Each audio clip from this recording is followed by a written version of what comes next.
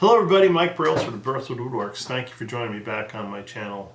Today I have my beautiful wife Carol and my beautiful daughter Deanna with me today. Today I want to do a video that I've been encouraged by a couple friends and viewers to do. To talk about what happened to me on May 11th. I suffer from IBS or irritable bowel syndrome, and with that I get cramps that are usually right here in my right in the center of my torso, chest area, like lower chest, I guess. And I had been feeling that for a few days and had actually called my doctor. So on Friday I had gotten my prescription renewed, and on Saturday morning I had taken the first dose and had gone through most of the show, and it wasn't helping. And I wasn't feeling good, and the layout of our booth, we had some open area behind us, and we had some lawn chairs set up back there. We also had a screen on the back of our booth so that you wouldn't look back and see all the the extra stuff we had, our crates and our chairs and things like that, and our cooler for our lunches and so forth, the snacks. And I had gone back to take a nap because I wasn't feeling good, and I took my nap. I think I started back there, it was about 3 o'clock, and at some point this part I will let my wife take over. So about 4 o'clock, I went to use the ladies' room, and I'm walking through the building, and I'm looking around, and I'm hearing in my head, "Send Deanna home, send Deanna home," and I'm looking around and say, there's nobody really on the floor. I'm not seeing any customers, I'm only seeing vendors. And so I come back and I said, "Deanna, why don't you go home, because Dad and I can handle the last hour." And so she got up, and I'll let her handle it this time. So I went to the back, and I kind of roused him when he was taking his nap, and he decided to move back up to the front since it was just going to be him and my mom now. And I grabbed my stuff and I was leaving. Sorry. So she came back and roused me, and I stood up, gave her a kiss goodbye. She grabbed her purse and headed out. And I did move to the front, the little stools we have in the front of the booth, and sat there. And it was very shortly after that, probably no more than 5 minutes, that I stood up. I felt really lightheaded, and that's all I remember. So when he stood up, he yelled, "Oh my God!" He grabbed onto the stand that we had for the birdhouses, and then he collapsed. The stand went over. He fell and hit his head on the footing of the stand, and he was down on the ground. And immediately, person comes over, and she rolls him off. She's asking me questions. I'm trying to contact Deanna. I call her, but in the meantime, she's asking me questions about stuff, and I couldn't answer. I didn't know if he had high blood pressure. I didn't know, and these are things that I thought I should know, and I just was feeling like I was a terrible wife. But somebody in the meantime is yelling for, is there a doctor or nurse in the house? Is doctor or nurse in the house? And we had immediately 8 people show up to help out. There was a lady that he collapsed in front of, and she was there, she was the first one to put hands on him and turned him over and started to do the chest compressions. And I did get hold of Deanna, and I told her, your father's collapsed, and I hung up, and she came running back, and I'll let her tell this part.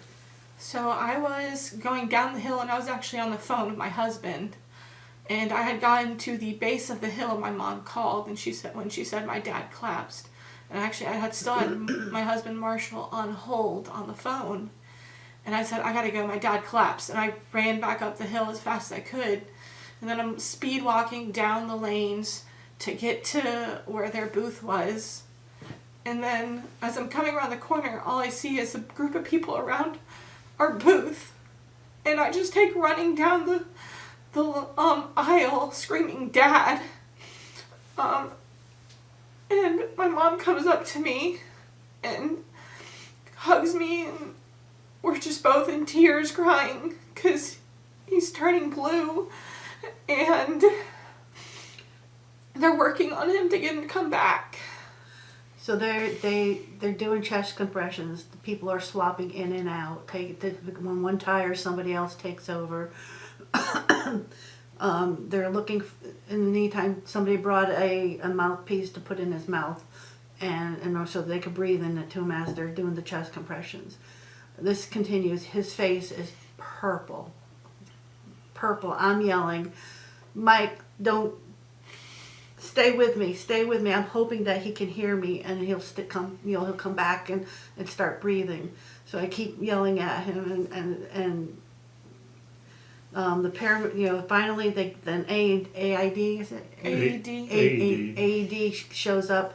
They get it on him and they do one zap, and he takes a few breaths and then he stops breathing again.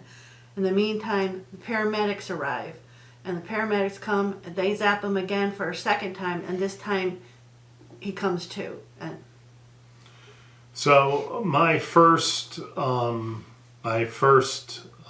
image is the EMT, and he's literally right in my face, and he's looking me in the eye, and he said, "You were in cardiac arrest. Breathe, breathe, breathe." And it's funny, the things that go through your head. The very first gut reaction I had laying there was, "Bullshit, get out of my face." I didn't say it, but that's what I was thinking. And I'm looking around, and there's like 10 people all staring down at me, and I was instantly like, uh-oh. And I did, all I could do at that point was just think about breathing. That was it. In, out, in, out. That was all I could do. I have two really faint memories, and it may have been the first time I got shocked because I wasn't conscious, but I remember hearing them. I heard one woman say, "I'm a cardiac nurse," and I heard my wife say, "Take him to Rex." And Rex Hospital is a hospital I worked at for 25 years, and we were probably no more than 2 miles up the road from Rex. And they have one of the best heart hospitals in the state. So they immediately get me onto a gurney, and they eventually get me on a gurney, and they get me into the ambulance, and they put me in the back, and I'm like laser locked on looking at the face of this EMT. I'm not breaking contact with him at all. And again, I'm just in and out, but that's all I can think of. And the driver pokes his head in and says, "Do we need to go hot?" And the EMT says, "No, I think we're okay." And like I said, I'm watching him, and his eyes got just marginally wider. And he goes, "Go hot." And so I got treated to the whole thing. The lights, the sirens, running through red lights, the whole bit. And they got me down to Rex Hospital, pulled into the ambulance entrance, and were taking me off the ambulance. And it's funny the weird things you think of at different times. Laying on my back, looking up at the canopy, and I thought, "Hey, I worked on that light." But they take me into the ambulance entrance, and at that hospital, as you go through the ambulance entrance, there are 2 exam rooms on either side of the entrance that are set up like trauma rooms. It's not a trauma center, but they're set up. Those 2 rooms are set up like trauma rooms, and they're for the very worst cases, and that's where I was taken. And having worked there for so many years in facility services, I was like, yeah, this isn't good. The ED doc immediately came in and came up to me, and he's like, "Look, you hit your head. We got to get you for a CAT scan, and then we are going to immediately get you into the cath lab." And he was gone, and I was gone. It was just that fast. And in the cath lab, it was bad enough that there was a nurse in the cath room in the CAT scan room with me, standing right next to me, shielded, but standing right there in case something happened. and then immediately right into the cath lab. And I'm laying there, and nurse comes up, and I had my shirt on that I had embroidered with my company logo, and he's like, you attach this shirt? I'm like, do what you gotta do, man. And they cut it off me, cut off my t-shirt, and they did their thing. And I remember the doctor, they've got the cath in, and I hear him go, up, there it is. He says, okay, you should be feeling better now. You feel better? And my chest hurt so bad from the chest compressions. I was like, I guess so. I don't know. Maybe. I don't know. But it was a single stent in one of the lower arteries, and it was blocked 100%. And they took good care of me, and they immediately took me up to my room in the ICU after that, and I was there for 2 days. And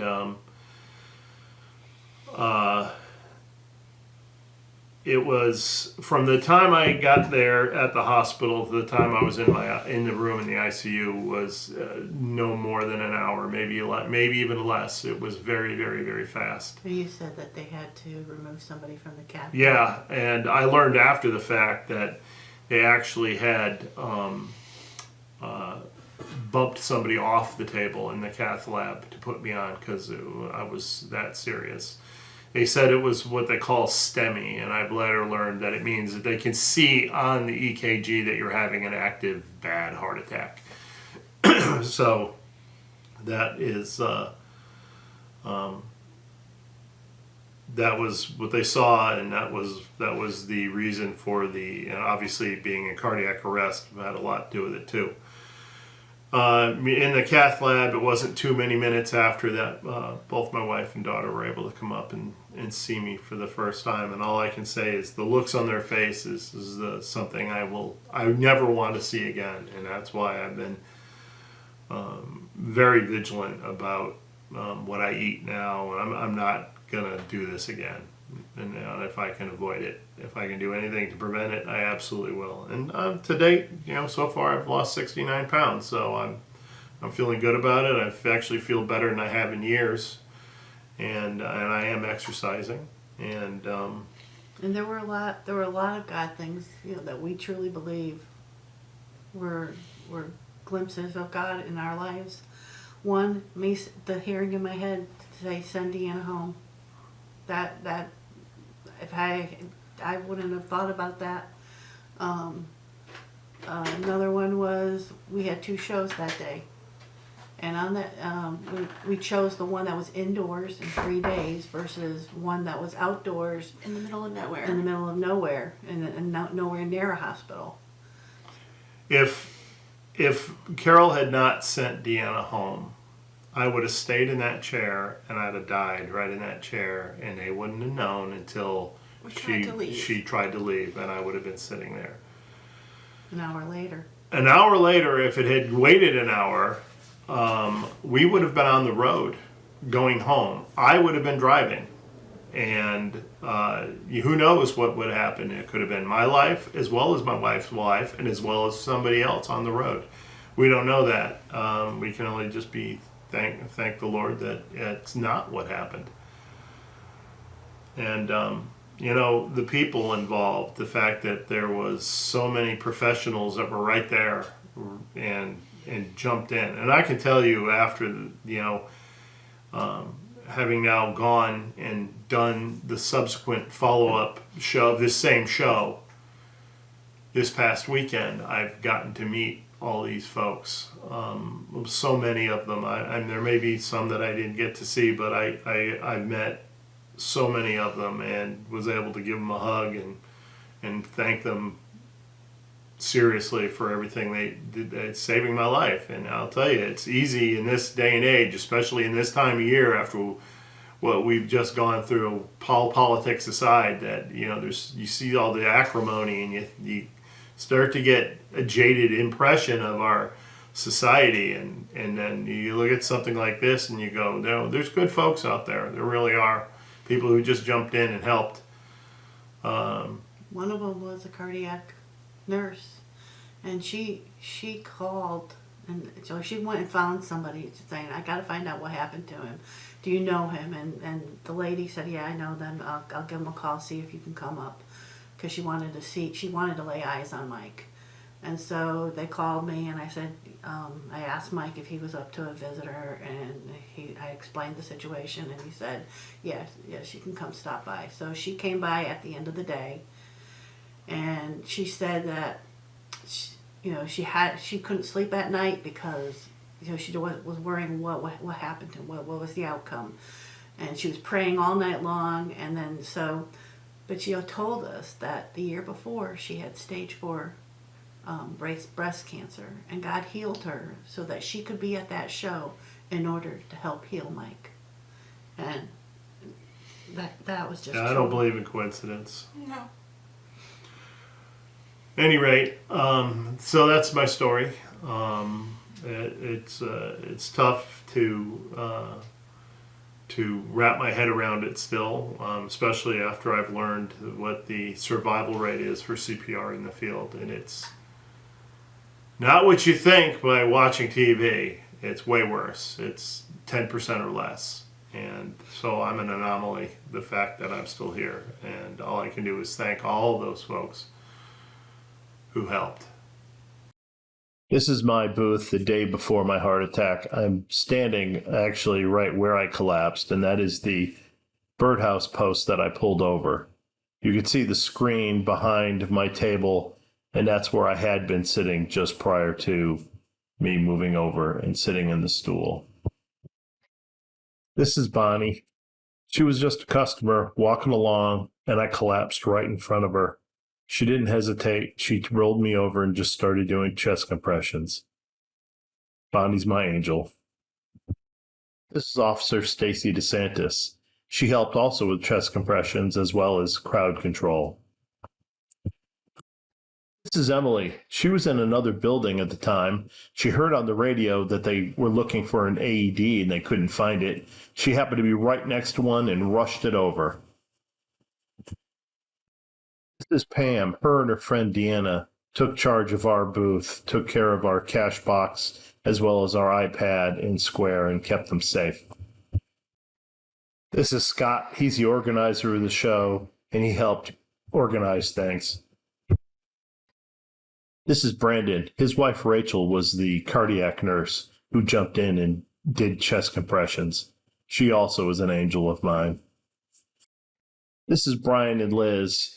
Liz was 8 months pregnant at the time, and Brian jumped right over and helped grab screens to screen me off from all of the rubberneckers that were in the area. Thank you all for watching. If you think you've gotten anything out of this, please click like and subscribe. I'd appreciate that. Also, leave me comments because I answer every single one of them. Everybody have a great day. Bye-bye. Bye, everyone.